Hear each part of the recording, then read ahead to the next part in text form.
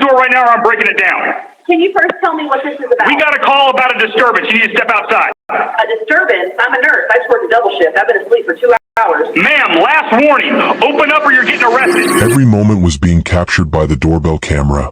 Each threatening statement, each breach of procedure that would ultimately strip Officer Rick Lawson of his badge, retirement benefits, and liberty. He had no clue that the worn-out nurse behind that door had just spent hours preserving 3 lives in intensive care and was about to dismantle his career while still in her sleepwear. On a Thursday evening at 11:30 p.m. in a Seattle downtown neighborhood, what began as a supposed welfare check evolved into a federal investigation that would uncover years of fabricated documentation, result in felony charges, and demonstrate that occasionally the individual being targeted understands legal protocol better than the aggressor. This wasn't simply another recording of official misconduct. This involved an emergency room trauma specialist with a decade and a half of experience managing dangerous circumstances confronting an officer who believed deception would be his escape route. The subsequent events would send shockwaves through an entire law enforcement agency and prove that surveillance technology protects citizens in both directions. Before proceeding, let us know your viewing location in the comments section and hit that subscribe button, because this account takes unexpected turns you won't want to miss. Sarah Chen, age 43, appeared completely drained because she genuinely was, having just completed an exhausting 16-hour duty period at Metropolitan Grace Hospital, among the West Coast's busiest trauma facilities. Sarah worked as an emergency department nurse specializing in critical patient care, the type of medical professional capable of sustaining someone's life amid organ failure while simultaneously coordinating with multiple physicians and instructing resident doctors.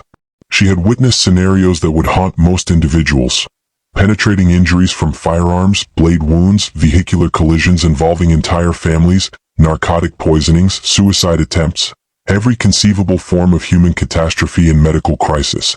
As an Asian American woman in emergency healthcare, she had also become skilled at navigating circumstances where individuals questioned her competence or knowledge, despite possessing 15 years of practical experience and numerous professional credentials. Sarah had dedicated 15 years to emergency healthcare. Previously, she served as a military combat medic, with 2 deployments to Iraq where she provided medical care to injured service members under hostile conditions. She earned a Bronze Star and Purple Heart for her military service. She understood how to maintain composure when others panicked and how to execute life-or-death choices within seconds. More significantly for the upcoming events, Sarah had worked 3 years as a forensic nurse examiner. She had provided courtroom testimony numerous times, received training in evidence preservation, custody documentation, proper procedural documentation, and presenting medical conclusions to judicial bodies. She comprehended proper law enforcement operations because she had collaborated alongside police personnel, legal prosecutors, and criminal defense lawyers for years. Sarah resided independently in a modest 1-bedroom unit within a Capitol Hill residential building. It was a peaceful complex, primarily housing young career professionals and elderly residents who maintained privacy. She had occupied the apartment for 7 years without incident. No disturbance complaints, no neighbor conflicts, absolutely nothing. On this specific Thursday evening, Sarah had worked the afternoon to morning shift, though it extended beyond schedule when 2 trauma patients arrived during shift transition. Upon reaching home at 9:15 p.m., she showered, consumed leftover pasta, and collapsed into bed around 9:45 p.m. She had entered that profound, undisturbed sleep resulting from total physical and mental depletion when aggressive pounding on her entrance awakened her abruptly. Boom, boom, boom. Sarah's eyes opened instantly. Her training activated before full cognitive awareness. She verified the time on her mobile device, 11:28 p.m. She had slept less than 2 hours. The pounding intensified, louder, more hostile. Boom, boom, boom. Police, open this door. Sarah exited her bed, still wearing sleepwear, a basic shirt and cotton trousers. Her mind processed possibilities: incorrect apartment, building emergency. She hadn't committed any infractions.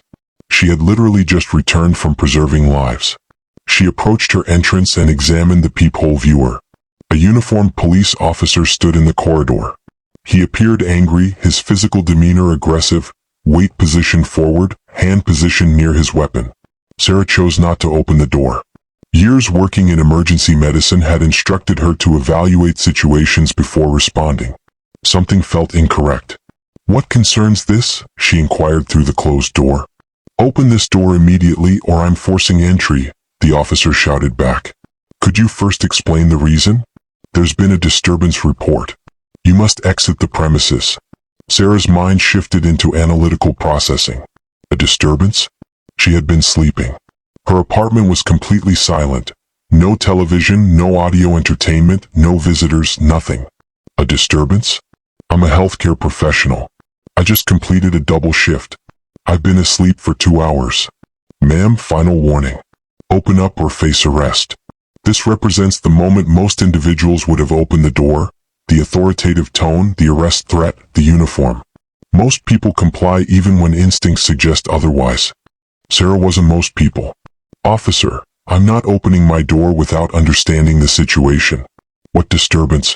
Who reported it? Which apartment number was mentioned?" Silence from the corridor side. Then the sound of the officer's communication device crackling. Sarah retrieved her phone and executed 3 actions rapidly. First, she initiated audio recording. Second, she activated her doorbell camera application. She had installed it 6 months prior for package monitoring and had largely forgotten about it until this moment. The live transmission displayed Officer Rick Lawson standing directly outside her entrance, his facial features clearly visible, his threatening body language unmistakable. Third, she messaged her neighbor across the corridor, a lawyer named Marcus. "Police at door. Aggressive. Claims disturbance. I was sleeping. Recording via doorbell cam. Can you hear this?" Marcus responded immediately, "I hear him. He's yelling. My doorbell camera captures him too. Recording. Exercise caution." Quick question for viewers. Would you open your door if law enforcement was this confrontational but refused to provide explanations? Comment yes or no below. The officer pounded again. "Open this door now." Sarah maintained a calm, clear voice, projecting toward the entrance so her phone would capture everything. "Officer, I'm willing to cooperate, but I require understanding of the situation. Can you provide your name and badge identification?" "You don't require my badge identification. You require opening this door." "Actually, Washington state statutes indicate I possess the right to know who's making contact with me. Please identify yourself." The officer's tone changed, quieter, more menacing. "Ma'am, if you don't open this door within 5 seconds, I'm going to assume evidence destruction and I'm entering." "Evidence of what?" "I was sleeping. I'm a nurse at Metropolitan Grace. I just returned from a 16-hour shift. There's no disturbance present." 5-4. Sarah made a critical decision. She contacted 911. The emergency dispatcher answered, "911. What's your emergency?"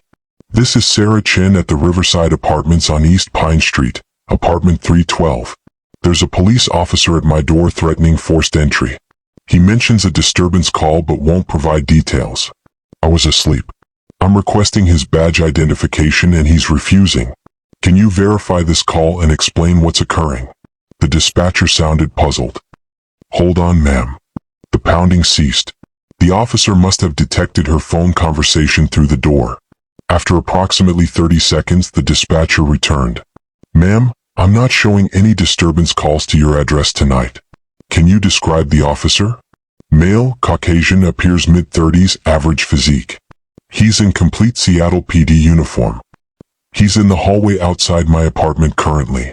Ma'am, I'm connecting you with a supervisor. Remain on the line." Sarah detected the officer's radio through the door. He was communicating with someone, though she couldn't distinguish the words.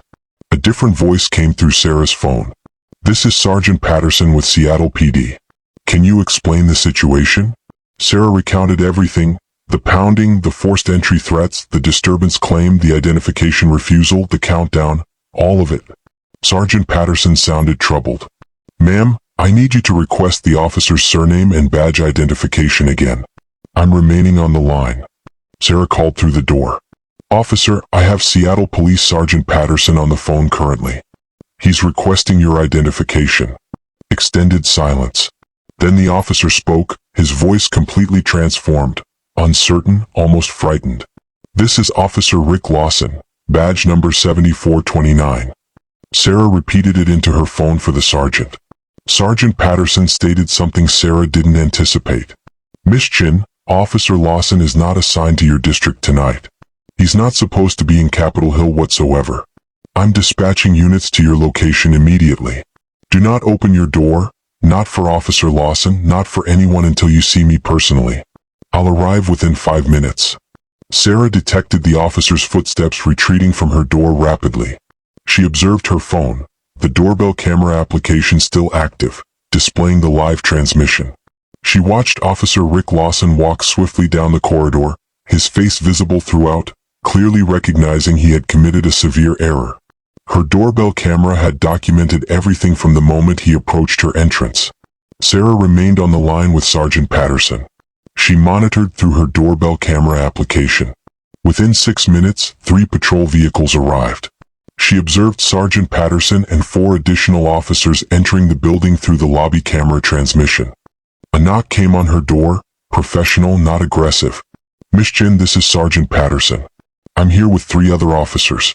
Can you verify through your peephole? Sarah looked. 4 officers, all with identification tags visible. Sergeant Patterson held up his badge to the peephole. She opened the door.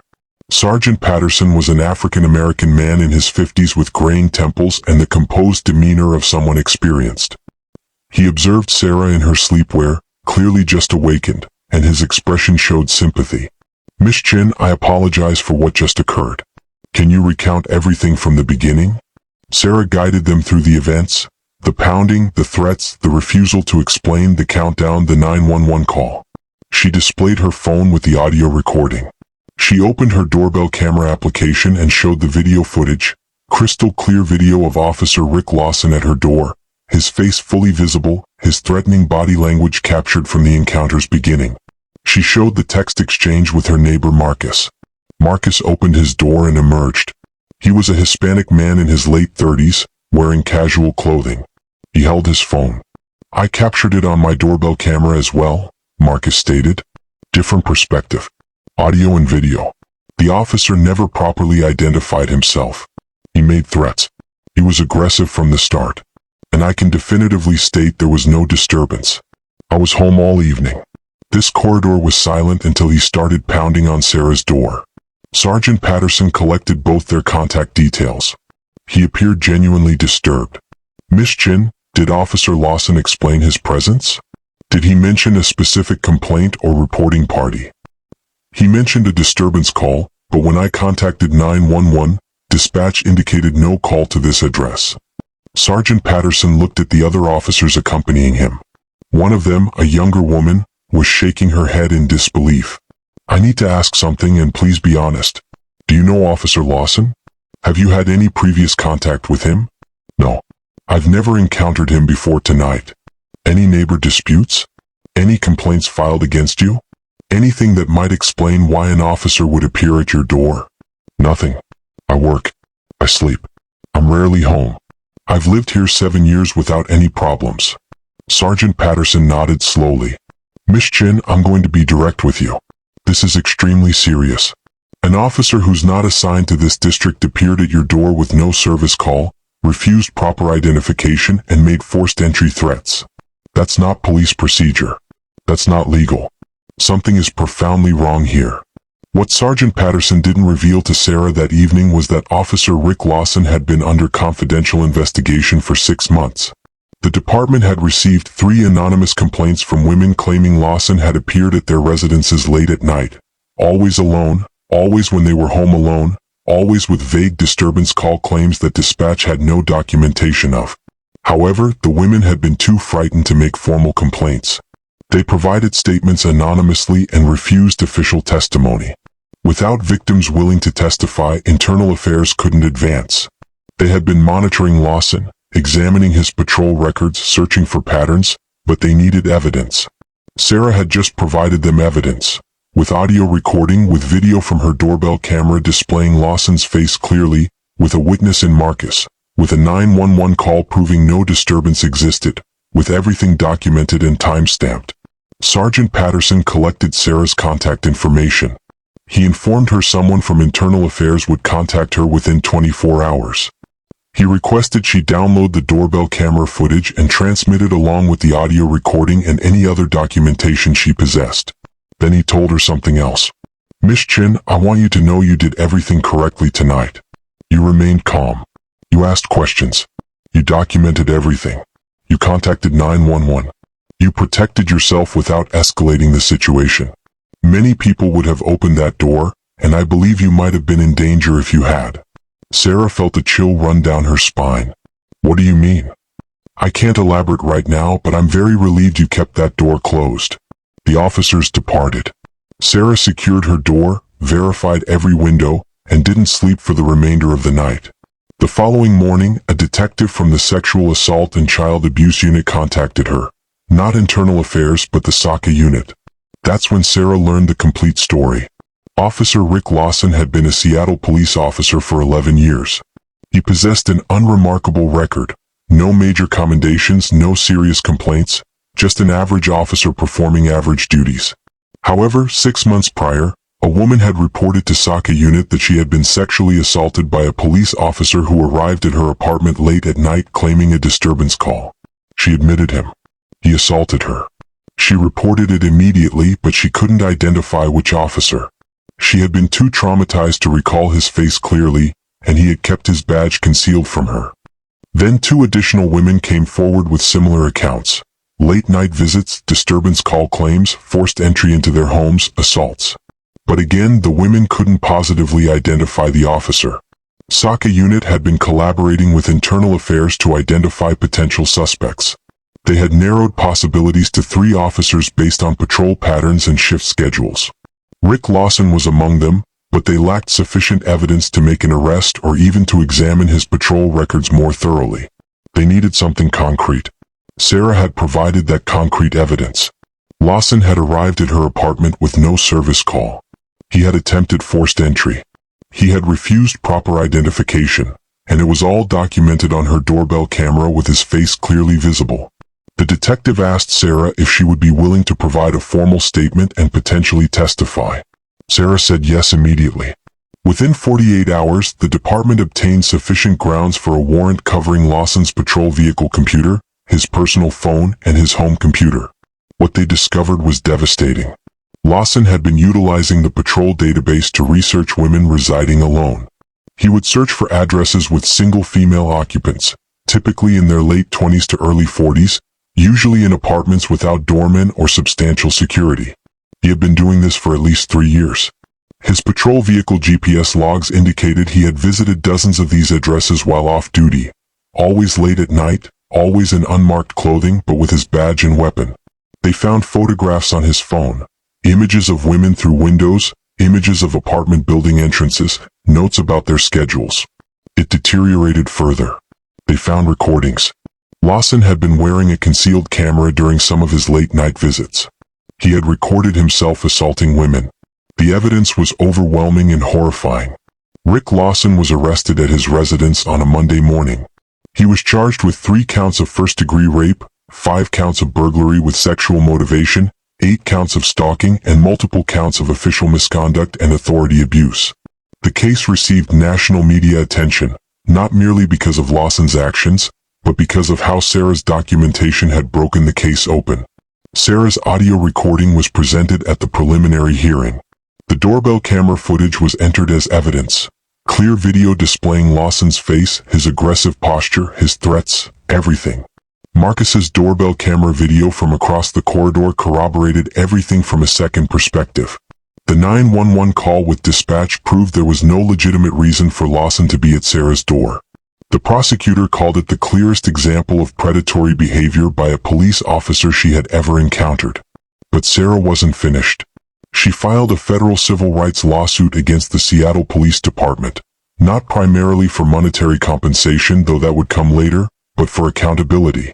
Her lawsuit alleged that the department had failed to properly investigate the earlier complaints against Lawson, that they had allowed him to continue patrolling while under investigation, that their policies for handling sexual assault allegations against officers were inadequate, that they had failed to protect the public. The lawsuit was filed in the Western District of Washington. It was 68 pages long and included expert testimony from law enforcement professionals, forensic evidence specialists, and civil rights attorneys. Sarah's attorney was among Seattle's best civil rights lawyers, and she accepted the case pro bono because she believed in it. The city attempted to contest it initially. They argued they had been investigating Lawson, that they had followed proper procedures, that they couldn't have known he was a predator without evidence. But Sarah's attorney dismantled those arguments. She demonstrated that 3 women had come forward with nearly identical stories months before Sarah's incident. She showed the department had done minimal follow-up. She showed that Lawson's database searches had been logged and should have raised red flags. She showed that the department's own policies required more aggressive investigation of sexual assault allegations against officers. The trial lasted 9 days. The jury deliberated for 4 hours. They found in Sarah's favor on every count. The jury awarded her $575,000 in damages. More importantly, the judge ordered the Seattle Police Department to implement sweeping reforms to how they handle allegations of sexual misconduct by officers. But the real impact came from what Sarah did with the money. She kept $50,000 to cover her legal expenses and time off work during the trial. The rest, $525,000, she donated to 3 organizations. $200,000 went to the King County Sexual Assault Resource Center, which provides free counseling and support to survivors. $150,000 went to a legal aid organization that helps low-income people file civil rights lawsuits. $175,000 went to start a grant program that pays for security systems, doorbell cameras, and safety equipment for women living alone in high-crime areas.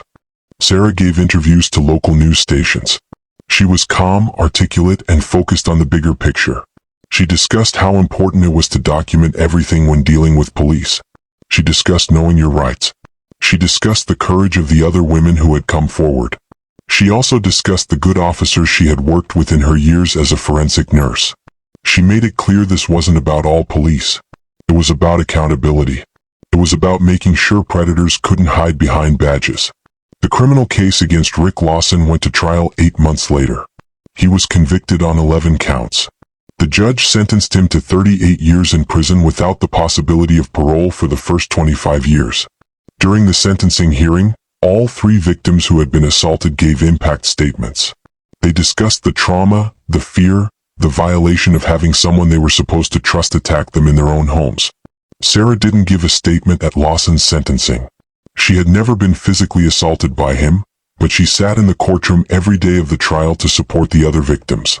After the sentencing, one of the victims, a woman named Michelle, approached Sarah outside the courthouse. She embraced her and said something Sarah still reflects on. "You saved my life. Not just because you stopped him from hurting more people, but because you showed me that we could fight back, that we could win, that we didn't have to be afraid anymore." The Seattle Police Department implemented all the reforms the judge ordered. They created an independent review board specifically for sexual misconduct allegations. They implemented automatic flag systems in the database to identify officers searching for personal information without legitimate case reasons. They required all officers to use body cameras during any public contact. Even wellness checks and noise complaints. They created mandatory training on recognizing and reporting predatory behavior by fellow officers. The department also reached out to the 3 women who had filed anonymous complaints before Sarah's incident. They apologized. They offered to reopen the investigations with full support and resources. 2 of the women agreed to make formal statements, which led to additional charges against Lawson. Sarah continued working as an emergency room nurse. She received a promotion to a lead position in the trauma unit. She still works the same demanding shifts. She still saves lives regularly. But now she also gives presentations at police academies, nursing schools, and community centers about documentation, evidence collection, and knowing your rights. She shows the audio recording from that night. She shows her doorbell camera footage, the clear video of Lawson's face, his body language, his threats. She guides people through exactly what she did and why. Her message is always the same: stay calm. Ask questions. Document everything. Don't be afraid to call 911 even if police are already there. Know your rights. Trust your instincts. The doorbell camera footage is still used in training. Law enforcement agencies across the country show it as an example of what happens when officers abuse their authority. They show it as a cautionary tale about how one wrong decision can end a career and a life. But they also show Sarah's response as an example of how civilians should protect themselves. How asking questions isn't obstruction, how documentation is power, how staying calm can save your life. Marcus, Sarah's neighbor who recorded everything on his doorbell camera, still lives across the hall. They're good friends now. He jokes that he's her unofficial security guard, though Sarah points out she's the one with combat experience. The Riverside Apartments encouraged all residents to install doorbell cameras after the incident, offering a discount program through a security company. The management sent a letter to all residents about their rights when police come to their doors and the importance of video documentation. Rick Lawson is currently serving his sentence at Washington State Penitentiary. He filed an appeal claiming the search of his computers was unconstitutional. The appeal was denied. He's filed 2 more appeals since then, both denied. He'll be eligible for parole when he's 68 years old. Based on the severity of his crimes and the fact that he used his position as a police officer to commit them, it's unlikely he'll ever be released. Sarah rarely discusses that night anymore. She doesn't want to be defined by it. She's a trauma nurse. That's her identity, that's her calling.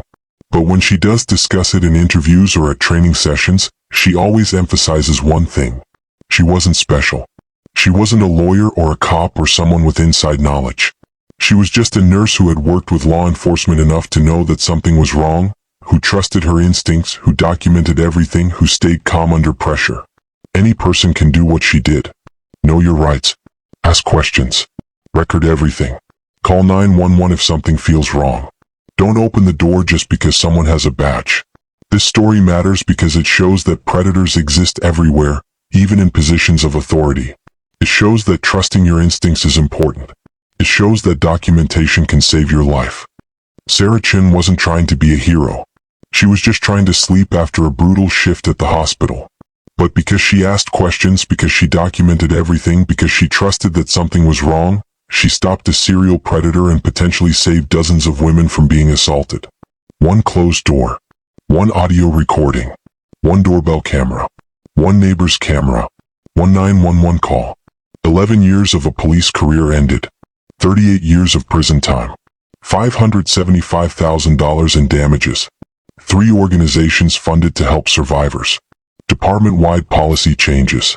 And countless women protected from a predator who hid behind a badge. That's the power of staying calm. That's the importance of documentation. That's what happens when someone trusts their instincts and refuses to be intimidated, even by someone in uniform. If this story opened your eyes or taught you something important, share it with someone who needs to know they have the right to ask questions, even when law enforcement is at their door.